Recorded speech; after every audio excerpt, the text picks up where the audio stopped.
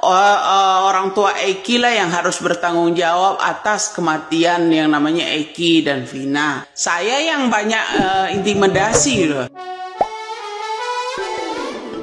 Hola netizen yang tercinta, dugaan kekejaman Ibtu Rudiana diungkap kuasa hukum terpidana kasus Pina Cirebon yang sudah divonis hukuman penjara seumur hidup. Ternyata sebelum dilimpahkan ke penyidik Polres Cirebon Kota pada 2016, para terpidana mengalami luar biasa. Ruli Panggabean, kuasa hukum terpidana, mengaku heran kekerasan tersebut masih ada. Karena itulah pihaknya melaporkan untuk menguji kebenaran informasi tersebut. Ruli berharap hal-hal di luar kemanusiaan itu segera ditelusuri Polri. Rangkaian laporan yang dilakukan pihak terpidana ini akan dijadikan bukti baru atau novum untuk bisa membebaskan terpidana. Ibtu Rudiana akhirnya dilaporkan ke Bareskrim Polri pada Rabu 17 Juli 2024. Ibtu Rudiana dilaporkan oleh keluarga salah satu terpidana kasus Pina Cirebon yang telah divonis hukuman seumur hidup, Hadi Saputra.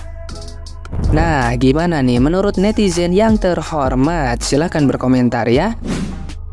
Otak pelaku, ya pelaku utama. Sebelumnya ini opini saya pribadi, bisa salah, bisa benar, biar tidak terjadi fitnah. Sebelumnya kemarin saya sudah bikin PT tentang kemungkinan apa yang sebenarnya terjadi, dan hal itu mengerucut kepada kecelakaan tunggal. Setelah ditemukan beberapa bukti oleh polisi yang pertama datang ke sana, ke TKP, merujuk kecelakaan tunggal. Nah, sekarang saya akan menebak-nebak siapakah otak pelaku sebenarnya kejadian ini. Yang dalam pandangan saya adalah bapaknya Eki, Ibtu Rudiana. Jadi dalam pandangan saya, Eki dan Pina kecelakaan tunggal. Namun bapaknya Ibtu Rudiana tidak terima itu kecelakaan tunggal. Bapaknya curiga bahwa itu. Nah, akhirnya setelah bapaknya itu, Ibtu Rudiana, itu curiga pada anak-anak yang sering nongkrong, anak-anak yang dia anggap berandalan di dekat SMP 11 itu, yang sekarang kita ketahui kuli bangunan. Bapak Ibtu Rudiana curiga dengan anak-anak tersebut yang telah anaknya. Namun sayangnya Ibtu Rudiana tidak punya bukti, tidak punya saksi untuk menangkap anak-anak tersebut yang dia curigai. Disitulah dibentuk rekayasa kasus. Dimulai dari kesurupan Linda, kesaksian Aep, kesaksian Suroto, kemudian sidang yang tertutup. Disitulah dimulai rekayasa kasus. Gimana caranya biar bisa menangkap orang tersebut, sementara saksi dan bukti tidak ada. Jadi disitulah dibuat rekayasa kasus. Kenapa saya yakin? Karena begini, waktu itu ayah Eki menjemput Liga Akbar, diajak ke kantor dan disuruh Liga Akbar ngomong sama penyidik. Nah, penyidik bertanya kepada Liga Akbar apakah ada pelemparan dan pengejaran. Liga Akbar menjawab tidak, beberapa kali tidak, dan menolak tanda tangan BAP. Namun penyidik bersikeras untuk ada pelemparan dan ada pengejaran, dan Liga Akbar terus menolak. Penyidik akhirnya bilang begini, apa kamu tidak kasihan dengan almarhum Eki?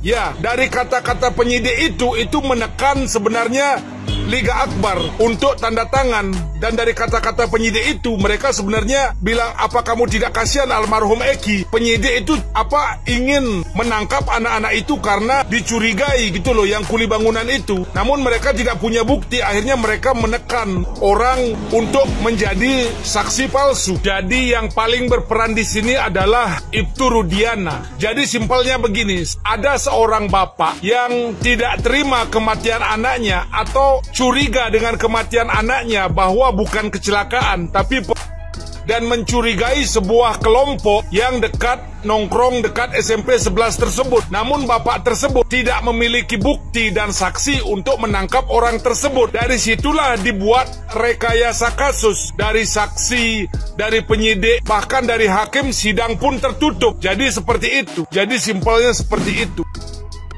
Ketika Mabes Polri merilis pernyataan bahwa telah memeriksa Ibtu Rudiana dalam kasus Pina Eki Cirebon dan menyatakan bahwa tidak ada yang dilanggar oleh Ibtu Ibtu Rudiana, saya selaku masyarakat merasa sangat kecewa karena semakin jelas bahwa masyarakat biasa itu melihat adanya kejanggalan dan kesalahan SOP dalam penanganan kasus Pina Eki ini. Kejanggalannya banyak sekali dan masyarakat bisa melihatnya. Sungguh kasihan sekali mereka yang telah dikurung, jadi terdakwa, jadi terpidana. Indikasi mereka sebuah rekayasa kasus sangatlah besar sekali dan masyarakat tahu semua itu. Apalagi sekarang Peggy Setiawan yang tetap saja ditahan dan dipertahankan sebagai tersangka oleh Polda Jabar. Semakin rakyat melihat ketidakadilan ini. Ada apa dengan institusi ini yang ingin mempertahankan orang-orang yang akan menghancurkan reputasi dari institusi ini? Sedangkan ingat, seorang Sambo saja itu bisa diungkap, apalagi hanya seorang Ibtu Rudiana. Jadi alangkah sayangnya institusi yang sangat disayangi oleh masyarakat ini menjadi tercoreng, kepercayaan masyarakat terhadapnya menjadi sangat hilang. Apakah ini seperti gunung es yang banyak kasus-kasus lainnya yang tidak terlihat atau tidak terblok up ke permukaan? Semoga saja kita sebagai rakyat kecil ini mendapat keadilan, dan semoga saja Peggy Setiawan mendapatkan keadilan dan 8 tersangka terpidana lainnya mendapat keadilan. Kemudian juga Vina dan Eki mendapat keadilan seadil-adilnya. Udah Jabar tampaknya makin panik, termasuk Ibtu Rudiana kayaknya ya. Jangan-jangan nanti khawatirnya kalau sudah mulai terungkap ke permukaan ini, khawatirnya Ibtu Rudiana ini dalam tanda kutip menghilang gitu. Kabar beritanya Eki itu sudah berkeluarga, punya anak dan lain sebagainya. Kenapa Ibtu Rudiana kok susah untuk dihubungi, susah untuk berkomunikasi? Ini asumsi dari masyarakat sama Elis. Kalau yang meninggal itu bukanlah Eki, melainkan Panji. Nah, diduga kabar beritanya Eki dan ayahnya lah yang Panji dan Vina. Nah loh, kenapa? What's wrong? What's up gitu loh ya. Jadi ini semakin liar asumsi masyarakat. Apakah betul?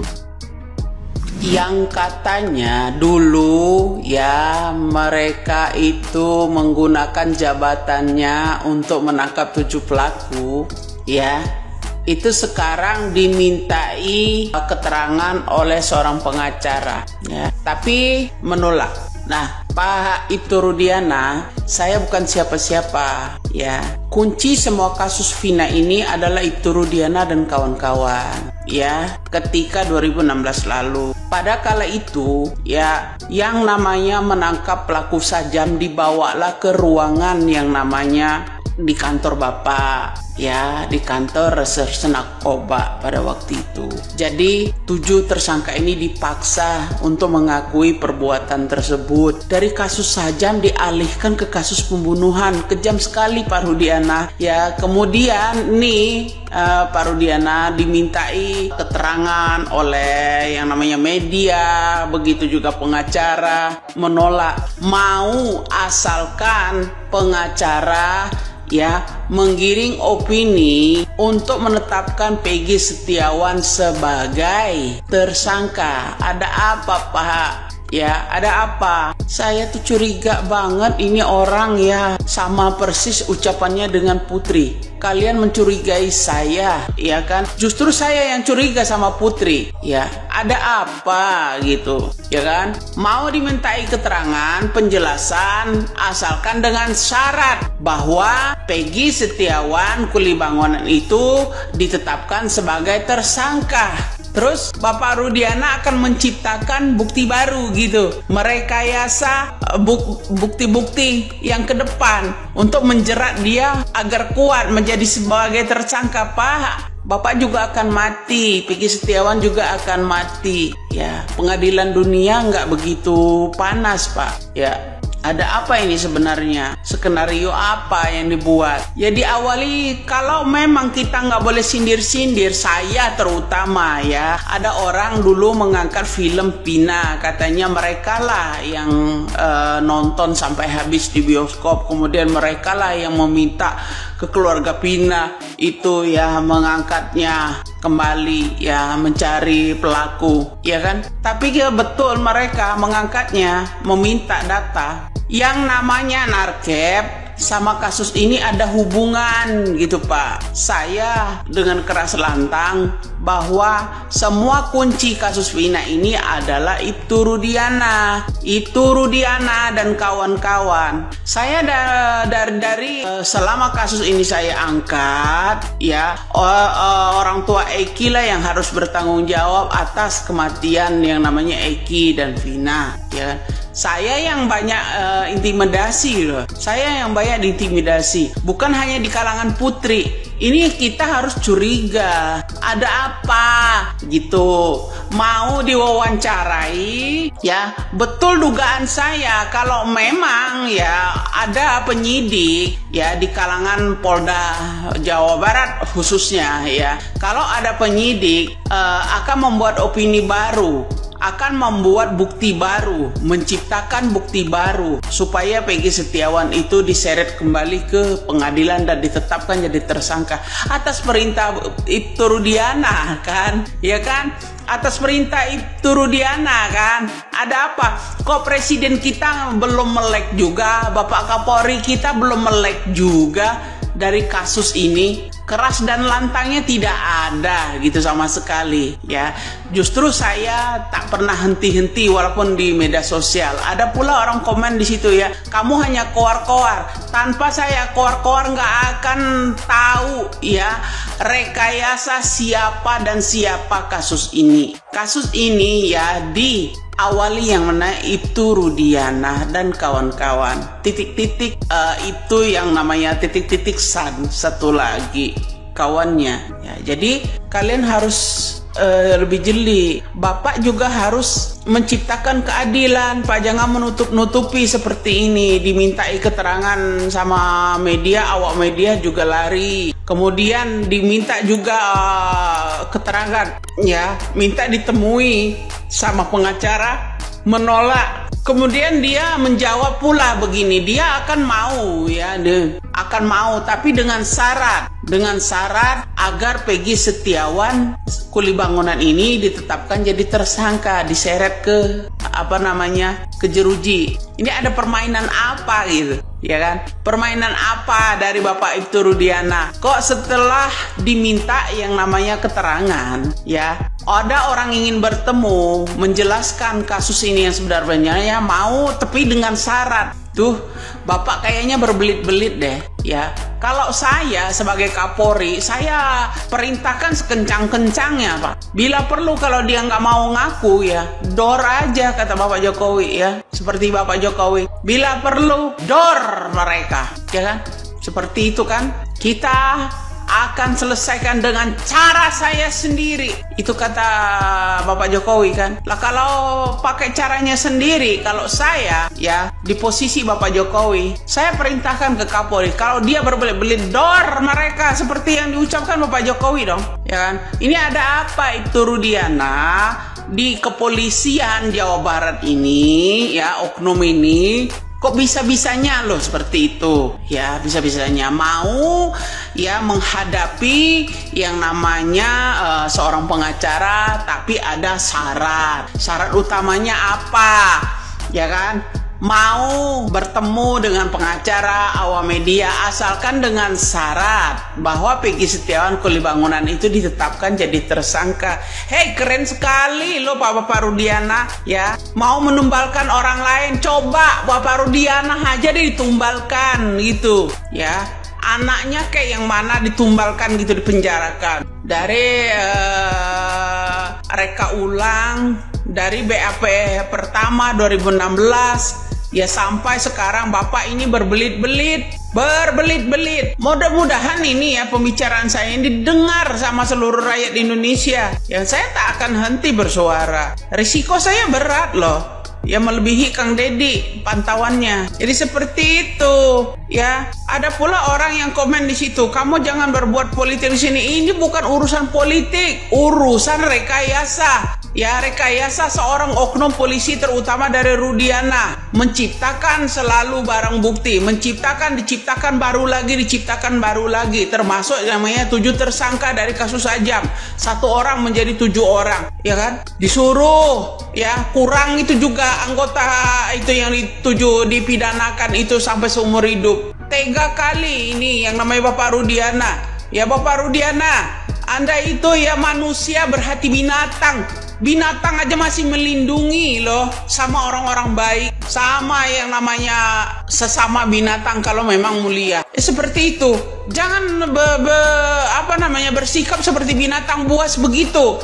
Ya, yang namanya HAM kita, hak asasi manusia, kita harus punya peri kemanusiaan, Pak. Ya jangan menumbalkan orang lain ya demi mempertahankan jabatan Bapak. Ini saya terakhir kali nih singgung yang namanya Pak Rudiana. Ada apa ini Pak Rudiana mau dimintai keterangan, mau menemui yang namanya pengacara, tapi harus pakai syarat orang. Ya, permainan apa ini? Ya, harus memakai syarat. Syarat itu utamanya adalah asalkan kalian mau yang namanya menetapkan Peggy Setiawan Kulibangunan itu sebagai tersangka. Keren kali Pak. Perang dunia kedua ini ya, dunia kelima malah ini Indonesia. Kalau Bapak kekeh mau menciptakan yang namanya, mau nemuin yang namanya pengacara atau awak media, asalkan ya ada syarat. Syarat utama apa? Yaitu Peggy Setiawan Kulibangunan itu ditetapkan jadi tersangka. Nggak lucu lah Pak. Ya, karma pasti berlaku Pak Rudiana.